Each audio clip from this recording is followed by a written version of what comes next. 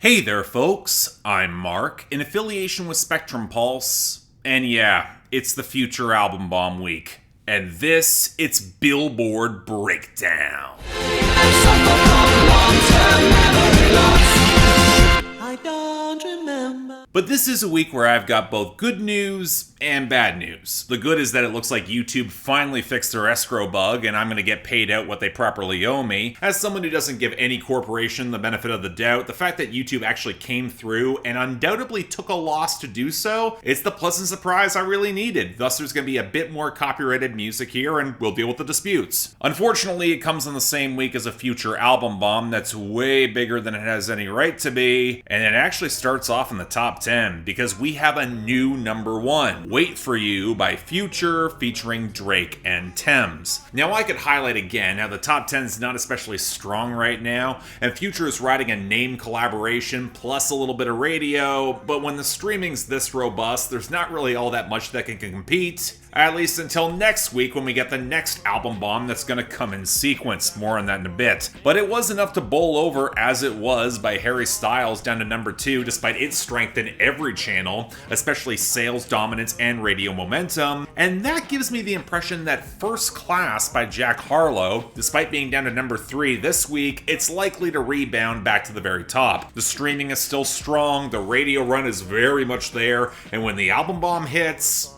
well, it'll be surprising if it doesn't take the number 1, I'll say that. Then we got another Future song, Puffin on Zootiez at number 4. It's based on streaming, unsurprising, and that was enough to shove back Heat Waves by Glass Animals at number 5. Although its increasing radio losses are doing a fine enough job there. We all saw a dip for Big Energy by Lotto featuring Mariah Carey and DJ Khaled at number 6, even as its radio seemed a little unstable this week. It's really just competing with Enemy by Imagine Dragons and JID at number 7 for the top radio spot, and given that airplay is all this song has, it's going to be interesting to see the fallout. Then we got yet another Future song with 7:12 p.m. at number 8. It's based on streaming, as per expected, and while Stay by the Kid Laroi and Justin Bieber held on to number 9 as its radio finally slipped into freefall, we got a fourth Future song at number 10 with I'm That N-Word.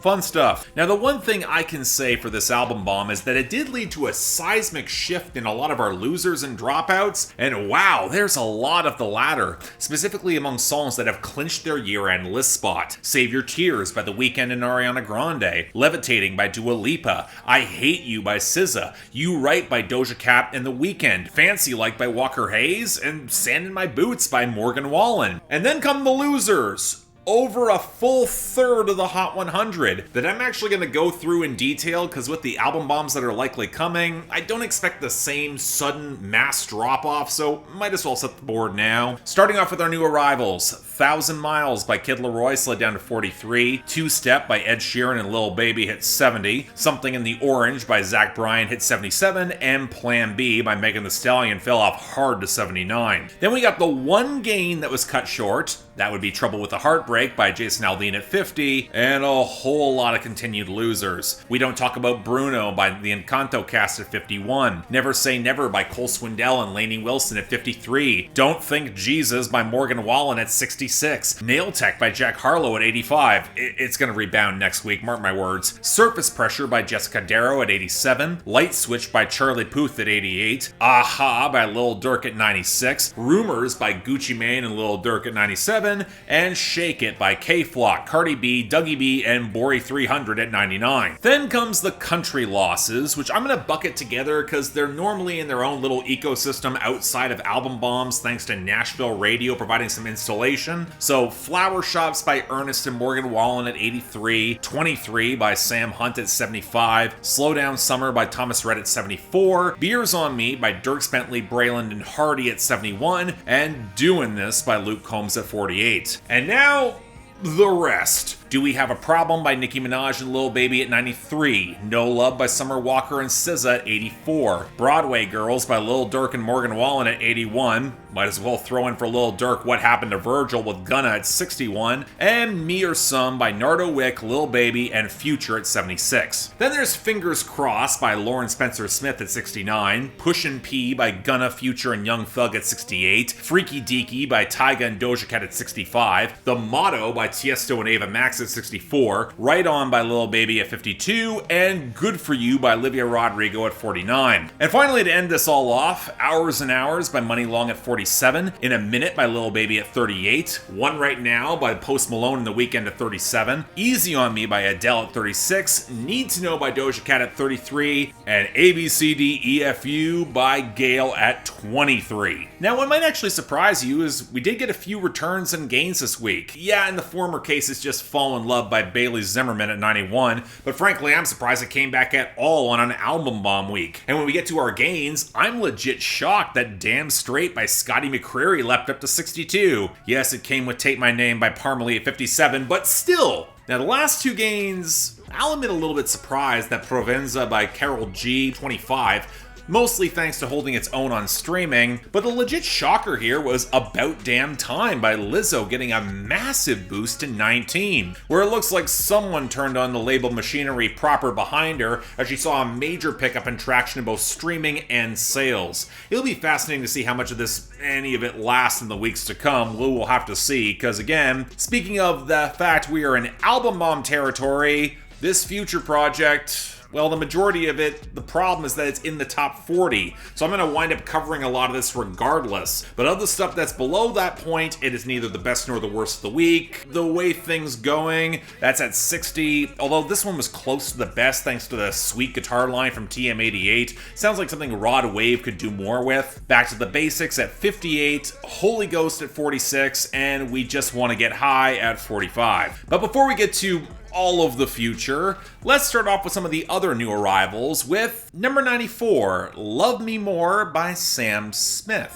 But lately it's not hurting like it did before. Maybe I am learning how to love me more. Gotta be honest, I'm a little bit surprised that Sam Smith couldn't get more traction off their last album. Yeah, it might not have much to follow off of Diamonds, which is still a great song, but better marketing has gotten hits out of less. Anyway, this is the lead-off single for their next project. And you know, there are parts of this that I can see working. The textured bass groove playing off the very spare percussion gives this a little bit of a bounce, alongside a really nice layered vocal arrangement, and yet it's all in service of a very limited melody that feels like it's imported from an utterly basic chord progression for Sam Smith to make a very sadly cliche self-esteem anthem that we used to get back in 2015. Not saying that there isn't value to songs like this, but when it feels so underdeveloped in stock, I'm left wondering what outside of Sam Smith fans, whether or not there's any market for this sort of thing anymore. It's just really bland to me. Next, number 82, In the Stars by Benson Boone. For a million different reasons, you took the best of my heart and left the rest in pieces. Okay, y'all know we don't have to give every mediocre singer-songwriter charting hits, right? I was aware this was coming thanks to the international charts, but Benson Boone's last song was pretty damn bad, and I did not expect this to be any better, and alright, look. There's a part of me that wants to be considerate of the fact that he's trying to write a song dedicated to a girl he loved who died, and he's now trying to process this grief. And some of the personal details, they're not bad. Remembering how they used to go to church together, how she gave him a 20 that he will never spend because it reminds him of her. There are some details and some seeds that could work, but man, the execution just doesn't. Benson Boone's voice is once again by far the worst part of all this. Louis Capaldi by way of Harry Styles, I'll say it again, and the upper register on the bridge feels painfully limited, but also his songwriting feels really clunky, where especially on the final lines of the hook, the cadence just feels off. And that's something I wouldn't even notice if we weren't getting the beyond basic piano ballad approach swallowed up in reverb, where none of the bombastic swell is paid off, especially in all the gutless guitars. When your arrangement and composition just is not interesting and feels by the numbers and generic, I'm gonna notice everything that does not work. As it is, I don't want to disrespect the sentimentality, but this is cloying and badly delivered pop soul that should have gone out of fashion once we all got sick of Charlie Puth's See You Again. This gives me a headache every time. Next, number 80, That by Psy featuring SUGA.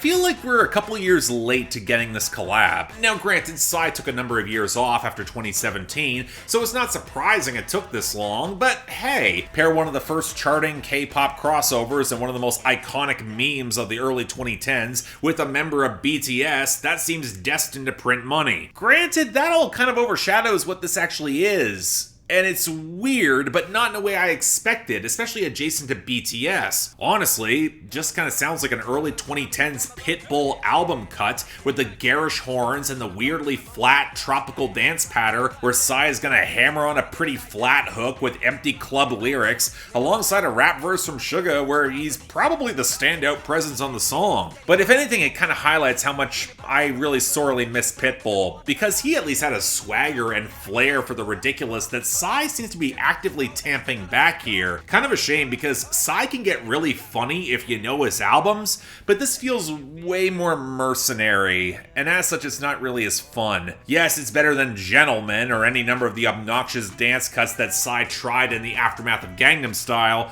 That's not saying much. It's just not as enjoyable as I was hoping it would be.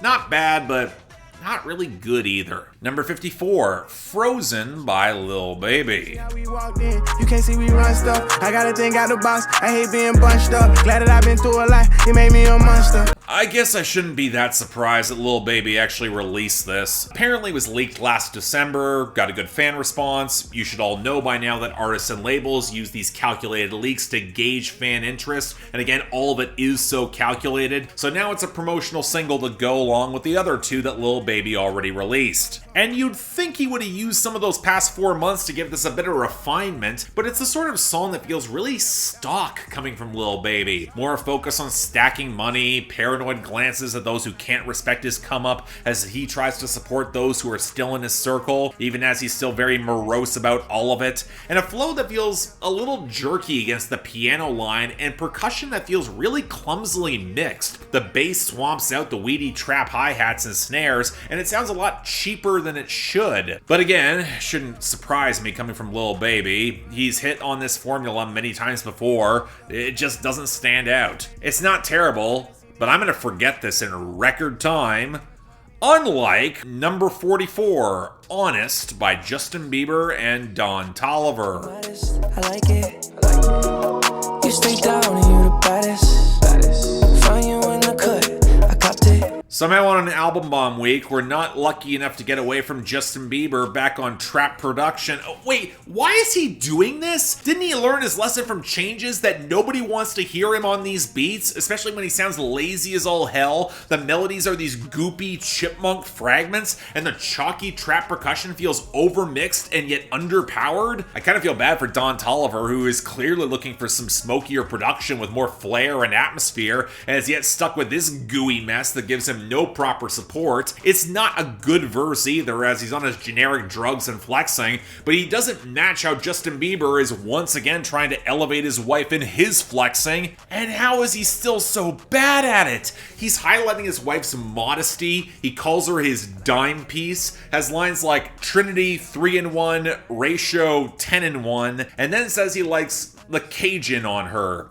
You know, getting spicy. Okay, fine, lady in the streets, freak in the sheets. I get what Justin Bieber's trying to do. But if you have to start your hook asserting how honest you are, and yet you sound completely half-assed, it's hard for me to buy into any of this, even before the lines turn to absolute crap. Can someone get Scooter Braun back in the picture with Justin Bieber? He's going off the rails again. Cause yeah, this is really bad. Skip it. Number 39, Voodoo by Future featuring Kodak Black. Feel like I know her. I pray to the angels, but the devil is stronger. Look, I have 12 Future songs to get through here, and given that the content barely changes song over song, I'm gonna try to keep it brief. Here he teams up with Kodak Black to handle the hook, where Kodak Black's trying to frame a larger angels versus demons struggle to disguise his bitching about how nobody really cares about him. Can't imagine why. Now, Future's one verse doesn't really show that added emotional dimension or darker conflict. Also sounds like it was recorded in a different studio. And when it's layered over a chipmunk sample and pianos, the bass swamps out the percussion, it feels like it was assembled in post to capitalize on Kodak's hook. And I'm not a fan of any of it. Next, number 29, Gold Stacks by Future. Shoot a 10, my twin serving dog food. Going as promote, I charge $350 for a walkthrough. Back to back in Saudi Arabia, I charge 1.5. No jokes. Probably my favorite song off the album. The brooding, off-key oscillation behind the buzzy trap percussion that, yes, also sounds a little bit cheaper than it should, but Future sounds engaged in all his sneering flex. He switches up his flow well on the hook, has the audacity to call Dr. Phil for a prescription for lean, and then says he can turn straight girls bi with enough money. I mean, it's still using bisexual women as self-gratification, but it doesn't play into the usual rapper stereotype of erasing queerness for them to get on his dick. That feels like progress? I don't know, call it low standards, but it goes pretty hard. Good stuff. Number 26, Chickens by Future featuring EST Gee. Chicks, all I talk about. Chicks, all I talk about rap. Chicks, I thought EST Gee was in jail. Why are we now getting his clunky Gucci Mane impression on Future songs, alongside the sort of squealing synth that doesn't feel well balanced at all, as we get one of the most repetitive hooks in the entire album? Now, to Future's credit, the mid-range synths from Wheezy, they balance out okay against Future's careening drug abuse and foreign cars, but the guest verse, the pretty stock drug-dealing paraphernalia, just does not elevate this. Kind of flat and forgettable for me. Let's move on. Number 24, For a Nut by Future featuring Gunna and Young Thug. I can boss a bitch up for a nut. That little bitty watch it one man. God, I can't stand the hook on this. Future sounds constipated as he talks about everything he can get for this girl for a nut. Against the flat, buzzy synth, the whirring trap snares, and the oscillating melody, it's just not opulent or flashy. It's annoying. Then Gunna rattles through the brand names. Future has the charming line, "Go lurk for it, clutching a banana," got monkey nuts, spray shit on camera, amidst all the brand names. And Young Thug gets the already memed lines of putting diamonds in this girl's butt with all sorts of semen references as he sounds like he's gonna pass out. What might be most remarkable is that I feel like I've heard all three of these guys repeat this exact same formula dozens of times before, so it's not over the top or even uniquely bad. It's just bad. Next. Number 20, Massaging Me by Future. Bitch massaging me, cause she know I'm getting these meals consistent. Bitch massaging me, cause she know I'm getting this money consistent. Bitch massaging me, cause she know I'm getting these drinks consistent. So okay, the joke with this is that Massaging Me sounds like misogyny, the running gag of Future's career. But the odd thing with this album is that for as bitter and vindictive as Future can be, he's not nearly as toxic as he could be on this album. Hell, the girls are even inspiring him to get the money. Yeah, the sex references are once again graphic, and the song devolves into a lot of brand name porn, and it's shot at Rocco of all people. Guess Future's still not done settling that score from years ago. But what's more annoying is that binaural synth that shifts from ear to ear behind the trap beat, and how the hook never probably hits the way it should. Just kind of feels like abbreviated album filler. Let's move on. Number 15, Keep It Burnin' by Future featuring Kanye West. City on fire. City on fire. We are now on multiple weeks in a row where Kanye can't leave well enough alone from the elements that actually work with his features, because there are pieces that click here. The weedy melody behind the rumbling trap groove might be clumsily mixed, again, but Kanye's hook is potent and it sets the menace in that warps beneath him, and Future going straight to his more detailed dealing roots help amplify that grisly darkness. Again, it's potential. But then Kanye has to take his stupid biblical posturing and match it with lines about buying the house next door to Kim Kardashian on some serious stalker shit, or how he's planning to run for president again in 2024 and Kim better be standing next to him. Again, this is creepy, and even if Kanye West might have a point in calling out Democrat incompetence for accomplishing very few of their goals, I have less than zero faith that Kanye is the right messenger or someone who could deliver on any particular promise. I mean, there's a part of me that wants to give this some credit because I thought Future was really on point. Shame very little else is. Number 12, Love You Better by Future. Hope you can find someone to love you better than I did. Okay, this is a glorified interlude against a washed out sample with some really poorly mixed percussion that's so close to the front of the mix that it doesn't complement Future's anguish at all that this woman fell out of love with him and seems to be moving on, and Future actually seems to accept it. Maybe not wishing her the best, but handling it with a little bit more maturity than you would expect. I mean, it's not much of a song, but for what it is, I guess it's fine. I'll take it. Number 11, I'm On One by Future featuring Drake. Yeah, I'm on one, yeah. The first of the two Drake collabs, one buried at the back of the album with the keening synths and arguably one of the sharper trap grooves on the album, even if the bass seems to be a little clunky in some of the blending. Now, Future doesn't really do a lot with it. Drug abuse, implied gun violence, sports references that Drake then continues on his verse. But I think the larger problem is that this hook is really dull, and it doesn't match any of the energy Drake initially brought. Now, granted, Drake uses this energy to interpolate Blueface, drop brand names, and then go through some very tossed off, I'm too famous to care about the women being messy in his presence, before saying that he never liked a bunch of people who were trying to play nice with him. Really, haven't touched on that material in your career, Drake? I mean, my issue is that given how often these two have worked together, you'd think they would have more to say at some point. The only reason it's charting this high, it is the feature. It's not a notable one. Let's move on. Number 10, I'm Dat N by Future. I'm that nigga.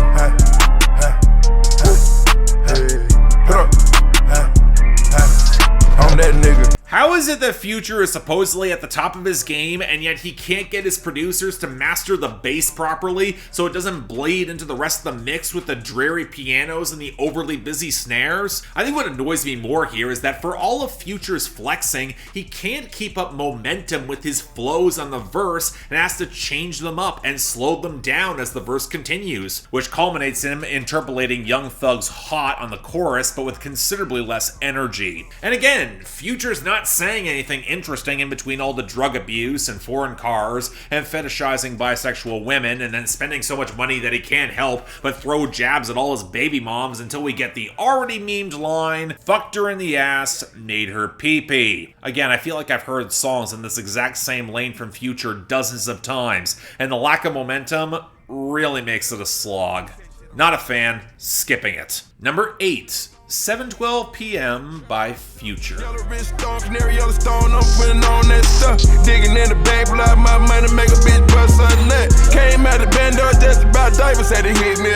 Okay, we got the album opener with some slightly ominous strings warping around the vocal sample before one of the better mastered trap grooves slides in. Again, it's hard to avoid the thought that Future could do more with it beyond the drug abuse and the flexing, but you know what? I'll give Future a bit of credit for leaning into the darker vibes. He sounds nastier, the hedonism is better delivered, and thus naturally Future has to include a line about giving money to make a bitch so gay. In other words, it's got a lot of the same problems as Gold Stacks does, but also some of its nihilistic strengths, so I guess it's a little better.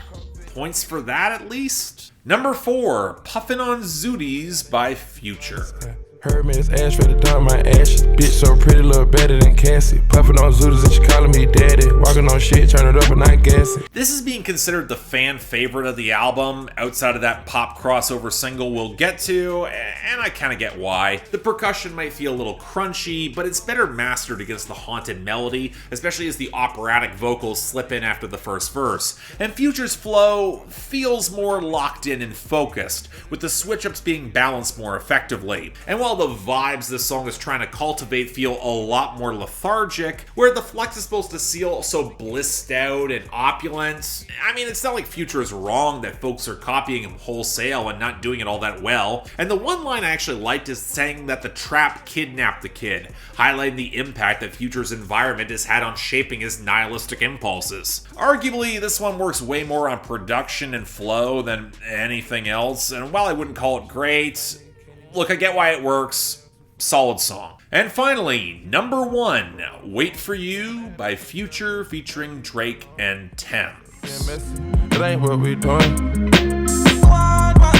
Traveling around the world. I mean, props to Future and Drake for spotting a decent melody from Tems back in 2020, sampling it, and then giving her a featuring credit to back up the liquid guitars and the harder percussion knock. It's clearly trying to go for more of a vulnerable scene, where Future talks about how drugs and alcohol push him to open up to women where he won't commit to them because of his lifestyle. And that's believable, but Future really could have added more to his verse beyond 5 bars that bleed into the hook and that leans on the sample really hard. I'll give Drake more credit for fleshing out his scene more effectively. It's rooted in the same inability to connect with women, but it's kind of complicated because the woman in the picture has a guy and she forced an interaction between Drake and him, presuming that Drake can actually navigate these messy emotional waters even if he caught feelings. So naturally Drake follows it up by saying that she should shut up and put a muzzle on her, and it's clear that he wasn't that influential because he couldn't bring out the best in her, and suddenly it's a lot harder for me to buy into Drake's feelings because I think she might have struck a nerve with some actual truth. I mean, it's frustrating because it's interesting at least, but it's also clearly designed to get us to sympathize with Drake, and I see through his bullshit at this point.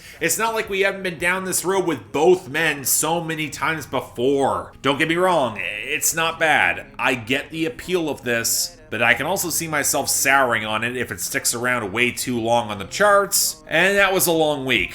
And the best and the worst fall out really fast. In the latter category, with Honest by Justin Bieber and Toliver taking that top spot with, let's say For a Nut by Future with Gunna and Young Thug for just being boringly disgusting as a dishonorable mention. That being said, Future is getting both the best of the week here, with top spot for Gold Stacks and a tie for honorable mention, with Puffin on Zootiez and 7:12 p.m. Next week though, well, Jack Harlow coming in, he's probably got the album bomb. We'll have to see how much of all this lasts, but until then, I'm Mark, you're watching Billboard Breakdown, affiliated with Spectrum Pulse, and I'll see you next time.